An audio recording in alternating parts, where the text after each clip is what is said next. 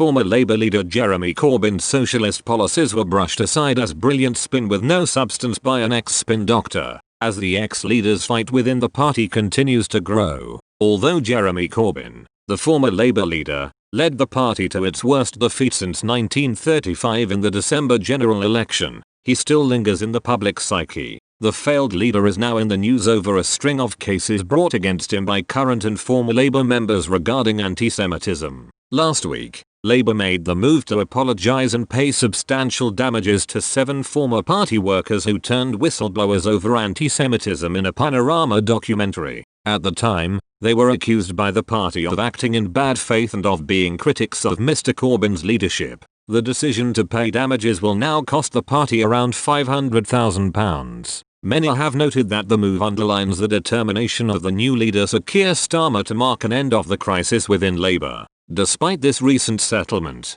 several commentators have warned that it might be only the beginning to a long road of settlements. The BBC's Laura Koonsberg said that the whistleblower's day in court not for a moment marks an end to Labour's anti-Semitism agony. She said, Jeremy Corbyn's response to Labour's total reversal and apology was to question the merits of settling at all, and that could prompt further legal action. Ultimately, she added, the arguing about what happened and how is far from over. Anti-Semitism marred Mr. Corbyn's time as leader of the opposition. Accusations and instances of party members sharing anti-Semitic sentiment on social media became prevalent. It distracted away from his socialist agenda. Many of Mr. Corbyn's policies appeared attractive to voters, but failed to prove the real deal on the day. Many refused to be wooed by promises of free university education, a 4-day working week, and a nationalised telecommunications network. Alastair Campbell, Labour's former spin doctor and pioneer of the New Labour movement,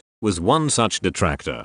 During a 2018 GQ interview with the party's current business secretary, Ed Miliband, he branded Mr. Corbyn's policies as brilliant spin but nothing more. The admission came as Mr. Campbell and Mr. Miliband spoke about the boldness of the Labour Party and its direction. He said, "What is the boldness? I don't sense a boldness in what the Labour Party are saying at the moment. I sense a regression, and going back actually to some pretty old-fashioned ideas." Here, Mr. Miliband attempted to list some of the progressive policies, mentioning free university education. Mr. Campbell replied, "Yes, okay, there's lots of things in that manifesto that people would like," to which Mr. Miliband said the policies were fully costed and therefore could be realized. Mr. Campbell said, "Are they though? I thought this idea that the manifesto was fully costed was a brilliant piece of spin. I don't think it was costed. I don't actually believe that it added up to a coherent plan." It isn't the first time Mr. Campbell took aim at Mr. Corbyn during his political campaign.